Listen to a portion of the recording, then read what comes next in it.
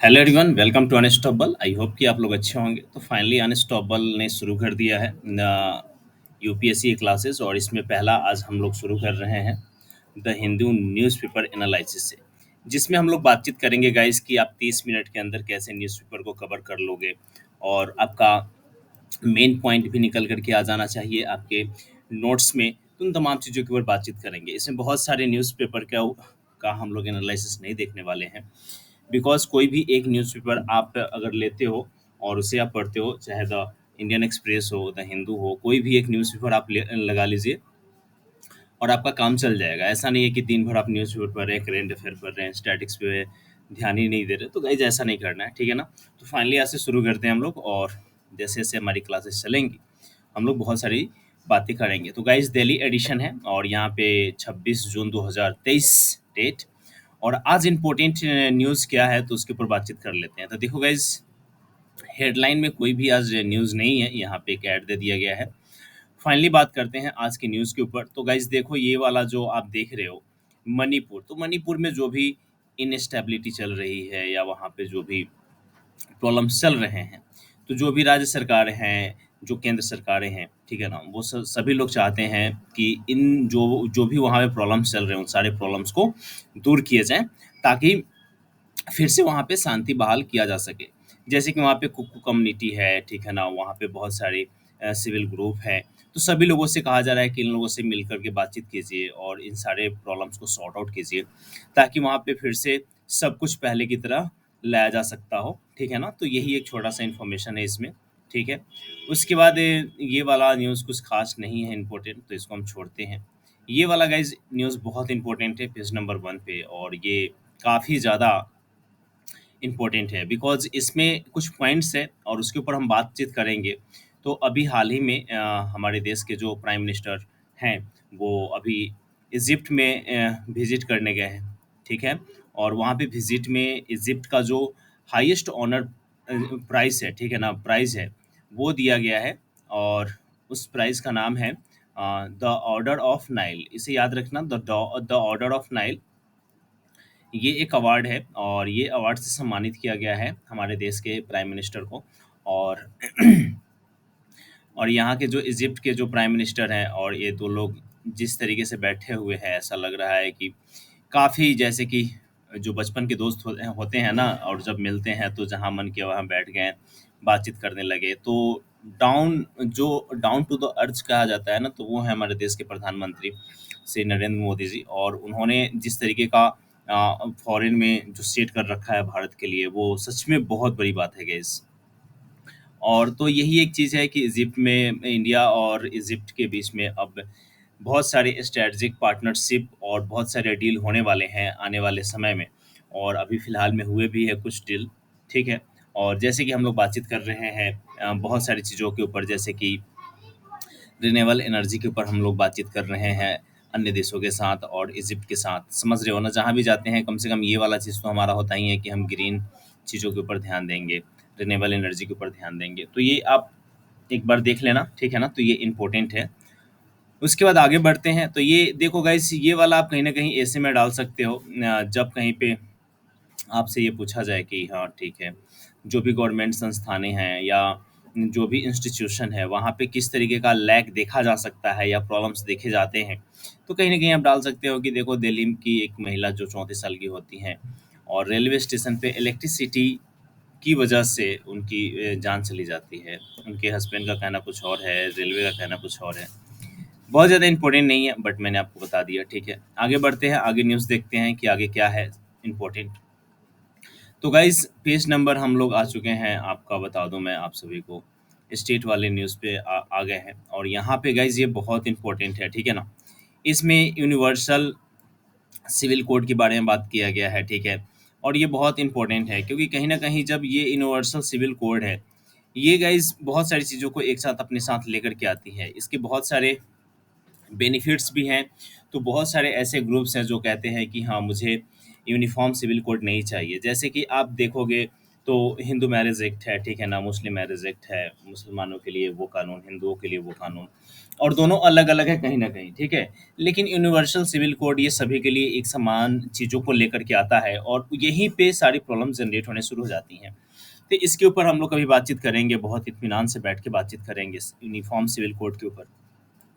और फिर इसमें सावानों जजमेंट, ठीक है ना, और ट्रिपल तलाक वगैरह इन तमाम चीज़ों के बारे में बातचीत करेंगे। फिलहाल में आज की न्यूज़ पे ध्यान दिया जाए, तो जो झारखंड के जो ट्राइबल ग्रुप्स हैं या बॉडीज़ हैं, वो कह चुके हैं और उन लोगों का ये डिमांड है कि देखो साहब, ऐसा है कि हम जो यूनिवर्सल सिविल कोड है, इसके अकॉर्डिंग हम नहीं आ सकते हैं और इस चीज़ को हम एडॉप्ट नहीं कर सकते हैं और इस चीज़ के साथ हम नहीं जा सकते हैं।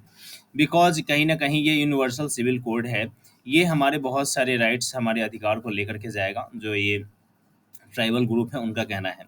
और साथ ही इनका ये भी कहना है कि देखो हम कॉन्स्टिट्यूशन में हमारे लिए शेड्यूल 5 मेंशन किया गया है और हमारे लिए यही एप्लीकेबल है और यही सारी चीज़ें हमारे लिए इम्पोर्टेंट है और बाकी सारी चीज़ें के ऊपर हम लोग बातचीत नहीं करेंगे, ख़ास करके यूनिफ़ॉर्म सिविल कोड के ऊपर। तो यही है मोटा-मोटी न्यूज़। अब इस चीज़ को आप पढ़ोगे तो और ज़्यादा पॉइंट्स आपको निकल कर के आ जाएँगे, लेकिन मोटा-मोटी जो न्यूज़ है गाइज़, वो यही है, जो मैंने आपको बता दिया, ठीक है? उसके बाद आगे देखते हैं तो ये कुछ ख़ास न्यूज़ नहीं है, स्टेट से है, पॉलिटिकल थॉट्स है इसमें और बहुत सारी पॉलिटिक्स से रिलेटेड न्यूज़ है। बट यहाँ पे एक इन्फॉर्मेशन बहुत इम्पोर्टेंट है, जो कि है आपका बिहार से और ये गाइज़ बहुत इम्पोर्टेंट है। ये कहा जा रहा है कि जो बिहार सरकार है और जो काम कर रही हैं, उनका कहना है कि देखो अब हम फ्लड और साथ ही ड्रॉट से निपटने की बहुत सारी काम कर रहे हैं और इसके लिए हम लोग तत्पर हैं, ठीक है ना? ख़ास करके गाइज़ आप देखोगे तो जैसे ही रेनी सीज़न आ जाएगा बिहार वाले एरिया में या इसके आस-पास वाले एरिया में देखोगे, तो कोसी एक रिवर है और गंडक रिवर है और कोसी बिहार का शोक नदी भी कहा जाता है, ये बात को याद रखना आप लोग। तो ये नेपाल से ओरिजिनेट होती है और सबसे बड़ी बात ये है कि इसमें बहुत ज़्यादा जब पानी आता है, ठीक है ना, जब बाढ़ आता है, तो ये बहुत सारी तबाहियों को मचाता है, बहुत सारे लोगों को घर से बेघर कर देता है, जानवर, एनिमल्स सभी चीज़ कहीं न कहीं इस सारी चीज़ों से डिस्टर्ब हो जाती है। तो एक रेस्क्यू ऑपरेशन के तहत सरकार ले रही है और कह रही है कि हम इन सारी चीज़ों को पहले से ही सही करके रखेंगे ताकि ये सारी चीज़ें आएँ, जैसे कि फ्लड हो गया, ड्रॉट हो गया, तो इससे हम आसानी से निपट सकें, ठीक है ना? तो यही एक चीज़ है। उसके बाद आगे बढ़ते हैं, आगे देखते हैं न्यूज़ क्या है। तो देखो गाइज़, अगर आपने द हिंदू न्यूज़पेपर नहीं लगाया है, तो वो ज़रूर लगा लेना, बहुत इम्पोर्टेंट है। ये पढ़ना बहुत ज़्यादा ज़रूरी है, आपके एग्ज़ाम पॉइंट ऑफ व्यू से। चाहे आप किसी का एनालिसिस कितना भी कुछ भी देख लो, लेकिन फाइनली अगर आपको एग्ज़ाम क्रैक करना है ना, ख़ास करके यूपीएससी का अगर आपने सपना देख रखा है और आप चाहते हो कि आपका ये एग्ज़ाम क्रैक हो, तो गाइस सबसे पहली बात है कि इसको 30 मिनट से लेकर के 40 मिनट, मैक्सिमम 45 मिनट, ठीक है ना? 45 मिनट के अंदर में सारे न्यूज़पेपर को आप रीड आउट करो। ये नहीं है कि आप पूरा पेपर एक साथ लेकर के बैठ गए और सभी चीज़ों को एक साथ पढ़ रहे हैं, नहीं। आपको जो-जो इम्पोर्टेंट टॉपिक बताया जाएगा, ठीक है ना? वो सारे टॉपिक को एक बार आप पढ़ लो और गो थ्रू हो जाओ, कुछ गूगल सर्च वगैरह करो और फिर वहाँ से, ठीक है ना, कुछ नोट्स अपने लिए बना लो। जैसे कि मैं आपको बता दूँ, तो देखो वीआर गाइज़ आजकल बहुत ज़्यादा इम्पोर्टेंट है। जैसे कि एआई, आर्टिफ़िशियल इंटेलिजेंस जब चल रहा था, ठीक है ना? तो एआई के ऊपर यूपीएससी ने लगातार 2 साल, 3 साल क्वेश्चन उन्होंने पूछ लिया, ठीक है ना? उसी तरीके से जो वर्चुअल रियलिटी है, ये भी लगातार कहीं न कहीं ये न्यूज़ में चल ही रहा है। आर्टिफ़िशियल इंटेलिजेंस हो गया, ये हो गया, रोबोटिक्स हो गया। तो ये सारी चीज़ों पे आप लोगों का एक पकड़ होना चाहिए, आपके पास एक नोट्स होना चाहिए। तो आई होप कि आप लोग इसके ऊपर एक नोट्स ज़रूर बना लेना, ठीक है ना? और ये वाला आर्टिकल इम्पोर्टेंट है गाइज़, एक बार आप लोग रीड आउट कर लेना। फिर से देखो मणिपुर वाली बात आ गई और मैं आपको बार-बार कह रहा हूँ कि मणिपुर में जो इंस्टेबिलिटी चल रही है, ठीक है ना? उसको दूर करने के लिए सरकारें बहुत सारे अभी प्रयत्न कर रही हैं और हालाँकि इसमें सरकारों को अब अचीवमेंट मिल भी रहा है और कहीं न कहीं ऐसा माना जा रहा है कि फिर से जो जनजीवन है, वो अब वापसी के कगार पे आ रहा है।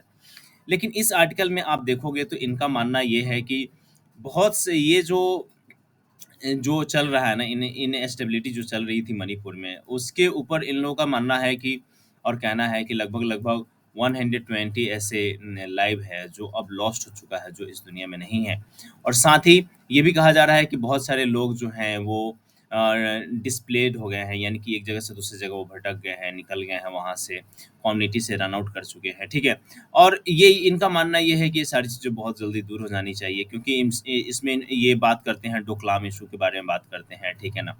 उसके बाद यहाँ पे नॉर्थ अटलांटिक ट्रीटी ऑर्गेनाइजेशन के ऊपर बातचीत करते हैं, और भी बहुत सारी चीज़ें हैं जिसको आप पढ़ोगे तो और ज़्यादा आपको ये सारी चीज़ें कनेक्ट हो पाएगी, ठीक है? मोटा-मोटी बस यही कहना है कि जो भी चीज़ें हैं, जैसे कि मैंने बताया आपको कि अभी वहाँ के जो सीएम और अमित शाह जी, जो हमारे देश के होम मिनिस्टर ऑफ इंडिया है, उन लोगों के बीच में बातचीत चल रही थी, और कहीं न कहीं माना जा रहा है कि वहाँ पे जो भी ग्रुप्स हैं, लाइक कुकू कम्युनिटी हो गई, या जो भी वहाँ पे लोग हैं, सब लोगों से बातचीत करके सारी चीज़ों को दूर किया जाए, ठीक है? अब हम देखते हैं एडिटोरियल वाले पॉइंट में देखते हैं। देखो, एडिटोरियल को बस आपको एक बार देख लेना है, ठीक है ना? क्योंकि ये सारी चीज़ें आपके जो ब्रेन पॉइंट ऑफ व्यू है, ठीक है ना? ब्रेन पॉइंट ऑफ व्यू कहने का सेंस ये है कि आपके दिमाग के अंदर एक फिगर आउट हो जाएगा कि हाँ, ये सारी चीज़ें चल रही हैं हमारे देश में, ये सारी चीज़ों पे हमको अपना ध्यान रखना है, ठीक है ना?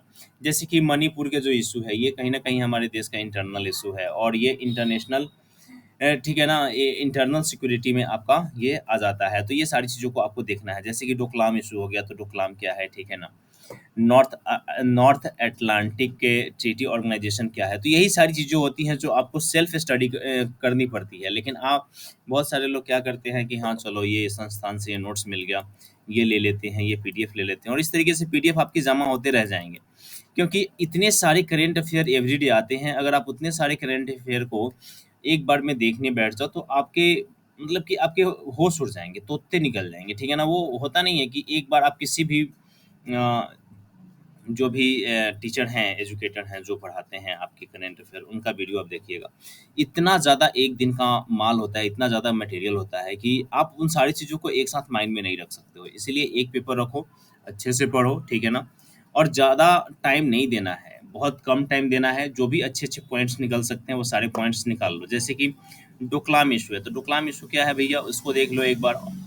अटलांटिक ट्रीटी ऑर्गेनाइजेशन क्या है, इसे एक बार देख लो, ठीक है ना? यूक्रेन और रसिया वाला चीज़ आपको सब कुछ पता ही है, ठीक है?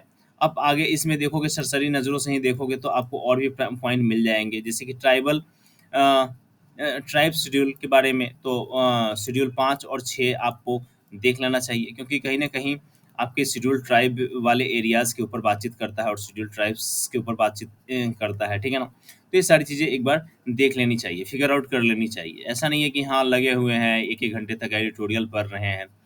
देखो गाइज़, इसका कुछ ख़ास आपको वो नहीं मिलेगा। बट जो इम्पोर्टेंट इन्फॉर्मेशन है, उसको आपको एक बार देख लेना है। जैसे कि ये वाला, ये न्यूज़िज़्म, ये वाला चीज़ें आपको एक बार पढ़ लेना है, ठीक है ना?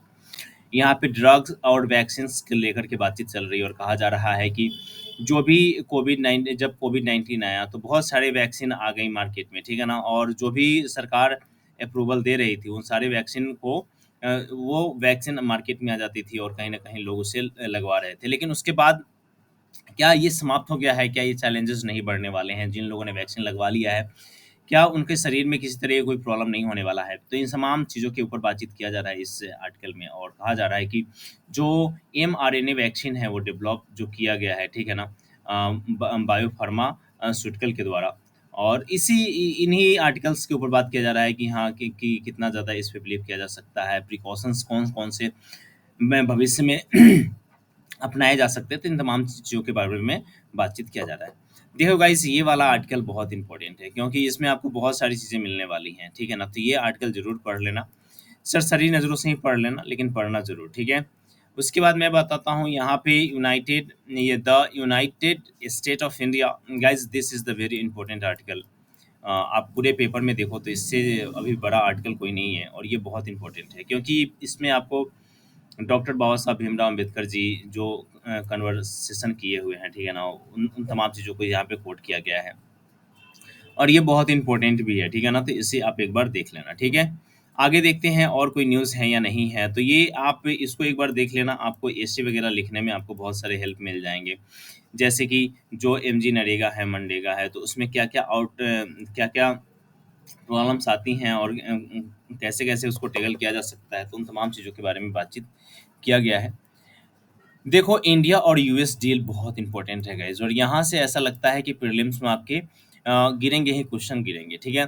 तो सबसे पहली बात ये है कि इंडिया और यूएस के बीच में डील हुआ है, और ये डील हुआ है 31 MQ-9B ड्रोन्स। तो ये 31 MQ-9B ड्रोन्स, तो सबसे पहले तो आपको यही याद रखना है कि 31 MQ-9B क्या है, तो ये एक ड्रोन है, ठीक है ना। सबसे पहली बात ये क्या है, ये ड्रोन है।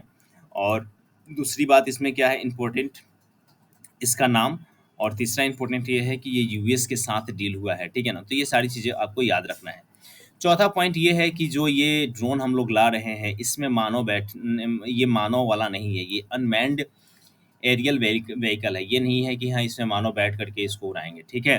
तो सबसे पहली बात ये रखना है। उसके बाद हाई एल्टीट्यूड लॉन्ग ये जाने वाला ये ड्रोन है, तो इसको भी आपको याद रखना है। तो ये कुछ-कुछ पॉइंट्स हैं जिसको आपको याद रखने हैं, ठीक है? आर्मी और एयर फोर्स दोनों को ये प्रोवाइड करवाया जाने वाला है, जो ये round of the clock surveillance के लिए यूज़ किया जाएगा, ठीक है ना। जैसे कि चाइनीज़ मिलिट्री का जो बिल्डअप है या ट्रूप्स हैं, उनका मूवमेंट है, उनके ऊपर ध्यान देने के लिए भी हम इसका यूज़ कर सकते हैं। और भी बहुत सारी चीज़ें हैं, जो ये आर्टिकल पढ़ोगे तो आपको और भी ज़्यादा क्लियरिटी मिलेगी। 3-4 पॉइंट जो ये आपका इम्पोर्टेंट है, ठीक है ना? वो मैंने आपको यहाँ पे बता दिया है। बाकी चीज़ें यहाँ से आप निकाल लेना, फिगर आउट कर लेना, जो कि आपने न्यूज़पेपर लगाया होगा, तो वहाँ से आप फिगर आउट कर लेना और उससे उसका एक नोट्स बना लेना, ठीक है ना? बहुत इम्पोर्टेंट है गाइज़, बहुत इम्पोर्टेंट है, इसको आपको ध्यान में रखना है। ठीक है, आगे बढ़ते हैं और आगे देखते हैं और क्या है आप लोगों के लिए। तो गाइज़ ये देखो, ये टाइटन और टाइटैनिक वाला जो मुद्दा है, वो बहुत ज़्यादा तेज़ी से चल रहा है, ठीक है ना? तो उसे भी देख लेना आप, ठीक है? अब वही डील है, MQ-9B drone deal with the US, it not be finalised से गवर्नमेंट, ठीक है ना? तो अभी भी इस पे फाइनल बातचीत चल रहा है कि इसको फाइनलाइज़ किया जाए, और यहाँ पे कुछ प्राइसिंग वगैरह दी गई है कि इसका कॉस्ट कितना होने वाला है, जो कि बहुत ज़्यादा इम्पोर्टेंट नहीं है, बट स्टेट बेसिस वगैरह आप देते हो, तो इसे आप देख लेना, एक इम्पोर्टेंट हो जाएगा, ठीक है? पाकिस्तान के army developing the new Chinese can कौन, ठीक है ना? तो ये बस एक छोटा-सा चीज़ है, तो इसको आप देख लेना। आगे बढ़ते हैं और देखते हैं क्या और न्यूज़ इम्पोर्टेंट है। तो देखो, Vande Bharat train to be the introduce from, तो ये वंदे भारत ट्रेन बहुत इम्पोर्टेंट है गाइज़, ठीक है ना? अब वंदे भारत ट्रेन में बस ये जानना है कि कितने वंदे भारत ट्रेन चलाए गए हैं, ठीक है? और इसमें क्या-क्या फीचर्स हैं, किसके द्वारा ये बनाया गया है, कौन इसका संचालन कर रहा है, मिनिस्ट्री कौन-सा है, तो ये सारी चीज़ें एक बार देख लेना, जो कि इम्पोर्टेंट हो जाएगा, ठीक है? और क्या है इसमें इम्पोर्टेंट, और देख लेते हैं। तो ये न्यूज़ जो हैं, अब यहाँ पे हम लोग आ चुके हैं, तो अभी कोई यहाँ पे इम्पोर्टेंट नहीं दिख रहा है। Meghalayan tribal council to be the oppose uniform civil code, जो कि मैंने आपको बताया कि जो भी ये यूनिफॉर्म सिविल कोड बनाए जा रहे हैं, ट्राइबल कम्युनिटी के द्वारा इसका बहुत ही ज़्यादा विरोध किया जा रहा है, क्योंकि ये खुद को, आपको मैंने बताया कि आर्टिकल शेड्यूल 5 एंड 6 जो है, वो डील करता है आपके ट्राइबल ग्रुप से, और कहीं न कहीं ये बहुत ज़्यादा इम्पोर्टेंट हो जाता है। उनके अधिकारों के बारे में उसमें बातचीत किया गया है। देखो, यूनिफ़ॉर्म सिविल कोड क्या होता है कि ये सभी के लिए, भारत में जितने भी कम्युनिटी हैं, वो सभी के लिए एक समान लॉ लेकर के आती है। एक समान वहाँ पे नियम कानून होते हैं, और सभी को उसी के अकॉर्डिंग काम करना होता है। ऐसा नहीं है कि हाँ, कि हिंदू के लिए अलग नियम हो, मुस्लिम के लिए अलग हो, सिख के लिए अलग हो, ट्राइबल ग्रुप्स के लिए अलग हो, ठीक है ना? तो यूनिफ़ॉर्म सिविल कोड ऐसा है कि वो सबके लिए बराबर है। इंडिया में जितने भी लोग हैं, जितने भी कम्युनिटीज़ हैं, सबके लिए बराबर है। तो कहीं न कहीं इसका ट्राइबल ग्रुप जो है, इसको अपोज़ कर रही है कि हम इसके अंदर नहीं आ सकते हैं, हम इसके साथ काम नहीं कर सकते हैं, और इसी के ऊपर बातचीत चल रहा है। आगे हम देखते हैं और क्या अच्छा न्यूज़ है। तो गाइज़, हाँ, ये वाला न्यूज़ बहुत अच्छा है, विक्रम और Pragyan, you know very well guys कि जब हम लोगों ने चंद्रयान के बारे में देखा था, तो वहाँ पे चंद्रयान 3 को फिर से लॉन्च करने की बातचीत चल रही है, और ये कहा जा रहा है कि जुलाई के मिड तक चंद्रयान को फिर से लॉन्च किया जाएगा, और जो पहले नाम था विक्रम और प्रज्ञान, उसी को रखा जाएगा। ऐसा नहीं है कि यहाँ चेंज कर दिए हम इसमें, तो ये चेंजेस नहीं करने वाला है, और यही चीज़ें रहने वाला है। तो ठीक है ना? तो यही है, तो एक बार आप लोग गूगल सर्च मार करके देखना चंद्रयान 3 के बारे में, और छोटे-मोटे कुछ सम पॉइंट्स होंगे, उसको आप बना लेना, ठीक है? और देखो गाइज़, यही होता है, ये नहीं कि हाँ, पूरा दिन हम न्यूज़पेपर लेकर के बैठे हुए हैं, गूगल पे सर्च कर रहे हैं, या यूट्यूब्स के ऊपर वीडियो देख रहे हैं, फिर उसका स्क्रीनशॉट ले रहे हैं, फिर उसी को रख ले रहे हैं, फिर रिवीजन भी नहीं कर रहे, तो ऐसा नहीं करना है। कुछ-कुछ पॉइंट्स होते हैं जो कि इम्पोर्टेंट होते हैं और उन्हीं पॉइंट्स के ऊपर आपको ध्यान देने होते हैं, बाकी सारी चीज़ों को स्किप कर देना होता है। एक्सपोर्ट वाले में आ गए, this is the not important one, और उसके बाद हम लोग, तो यही है द हिंदू का आज का टोटली एनालिसिस। और ज़्यादा से ज़्यादा आपको 5, 6, 10 चीज़ें पॉइंट ऐसे मिलेंगी और 10 ऐसे आर्टिकल मिलेंगे जो आपको पढ़ना है, और ये सारे को पढ़ने में आपको 30 से 45 मिनट, और नोट्स वगैरह आप आराम से ईज़िली तौर से बना सकते हो।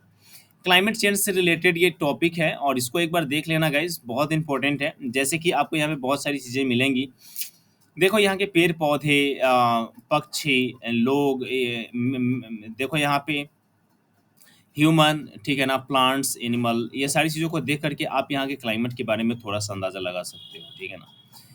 यहाँ पे जो वृक्ष है ये देखो, इसके जो पत्ते हैं काफ़ी छोटे हैं, कटीले हैं, ठीक है। तो इससे ये पता चल रहा है कि ये कोई एक रेगिस्तान वाला एरिया है और यहाँ पे वाटर लॉसेस बहुत ज़्यादा है और पानी की बहुत ज़्यादा कमी है। यहाँ की डाइवर्सिटी इस तरीके से फैली हुई है कि यहाँ पे बहुत सारी चीज़ें दिख रहा है। सबसे पहला बात ये है कि यहाँ पे पानी नहीं है, पानी की कमी नज़र आ रही है। दूसरी बात ये है कि यहाँ पे जो फूड है वो भी ज़्यादा नहीं है, ठीक है ना?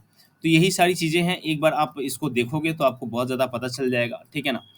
क्योंकि ये जो वृक्ष होते हैं ना डिज़र्ट एरिया में, और यहाँ पे देखो इस यहाँ पे जो भी जीव-जंतु पाए जाते हैं वो लगभग-लगभग बहुत ज़्यादा ज़हरीला भी होता है, रेगिस्तान और डिज़र्ट एरिया के, ठीक है ना? तो यही सारी चीज़ें हैं, और तो यही है गाइज़ बस, और आज के न्यूज़ में बस इतना ही गाइज़, ठीक है ना? और कैसा लगा एनालिसिस इसके ऊपर ज़रूर बताइएगा। और लास्ट में ये रेडियो टेलीस्कोप है, ठीक है ना? और इसको एक बार आप लोग ज़रूर देख लेना, radio telescope scanning the haven GT, ठीक है ना? तो इसको एक बार देख लेना, ठीक है? और इसकी लेंथ वगैरह यहाँ पे दी गई है, और भी सारी इन्फॉर्मेशन है, तो इसको आप देख लेना। अब गाइस इसके बारे में आप ज़रूर बताना कि आपको ये कैसा लगा? क्या ये एनालिसिस आपको रोज़ चाहिए?